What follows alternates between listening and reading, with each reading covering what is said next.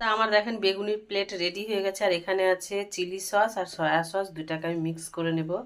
এই সস দুটাকে মিক্স করে খেতে কিন্তু হেভি লাগে, আমি একদিন ট্রাই করেছিলাম, তো ভাবলাম আপনাদের সাথেও শেয়ার করি। দেখেন কালারটা একদম চেঞ্জ হয়ে গেল। আমি হাত দিয়েই করেছি, আপনারা চাইলে চামচ দিয়ে করতে পারেন। গরম গরম বেগুনি খাবো, ঠান্ডার দিনে কিন্তু বেগুনি খেতে ভালো লাগে। কর মর এখানে 2 রকম সস দিয়ে মিক্স করে নিয়েছি, ভালোই লাগছে খেতে। লোভ হচ্ছে, আসো। বেগুনিটা করেছি আমি বিঘরের বেগুন দিয়ে।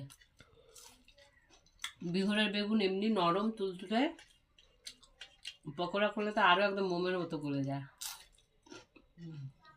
তুই যারা যারা খাচ্ছে না তারা ভীষণ মিস করে যাচ্ছে, হেভি হয়েছে খেতে।